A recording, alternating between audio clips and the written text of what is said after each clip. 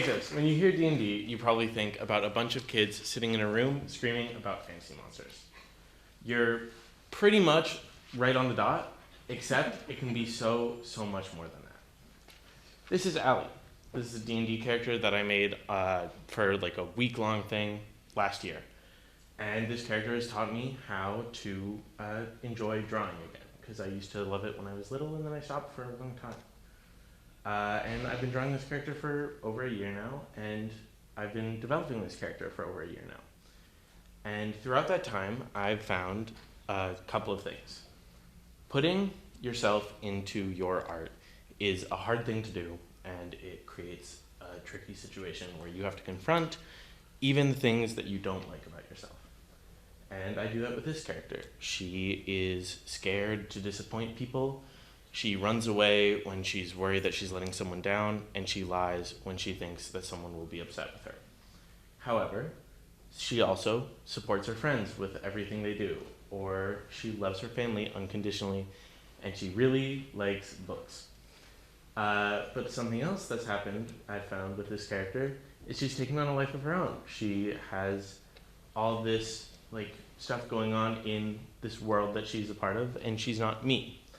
However, that means that I can still confront this character and see how this character reacts to things, and continue to put pieces of me in and take some out. Because escapism, for me personally, isn't healthy, but what I've done is I have to look at it. I can't run away from it. And across this year, my art style has developed. These two drawings were just a couple months apart. And while the one on your right is an earlier one, I personally like it less. It has a different style than the one on your left. The key thing there is that it's all up to personal choice and what you like. So when you go to write something or sing something, who cares about what other people think? It's all for you. And this channels into art with many different aspects. For drawing, it tends to be in line work or coloring. For example, this drawing has a much sketchier look with very, very hard shadows, and I personally don't really like it that much anymore. But it's a really enjoyable thing to do, and it helps me through a lot of challenges. And when you take that and combine it with just the fact that it's a creative outlet, and creative outlets are great, if you ask me. But that really brings into the next section of mental health. I experience the occasional mental health challenge, as with many other teens in our country and across the world. Specifically, for me, it channels in through a thing called gender dysphoria. And gender dysphoria, if you don't know, is what happens when a person's body tends to not align with their gender or their sex characteristics. And a thing that comes in with that, for me, is height. And this creature, as you can see here, very tall. And the next thing is height. The average height for a girl my age is about 5'4". I'm standing in just a little over 7 inches taller than that on a good day.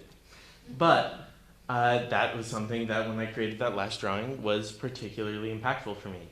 And I've, through making that drawing, seen it, confronted it, and seen that's not me. And or more so, that's not all I am. I'm so much more than that. So here's the thing as well. It doesn't have to be all doom and gloom. You can make stuff for fun. This character represents absolutely nothing about me. And I just wanted to make a drawing for fun. And it's sketchy, it's rough. I put stock images in because I didn't feel like drawing anything else. But what I have for you now is this. Next time you have to confront your feelings, or when you want to run away, or when something feels just too hard, the last thing you need to do is, well, run away from it. So write it, draw it, sing it, paint it, really do whatever it takes to get that out of your head and into the world. Thank you.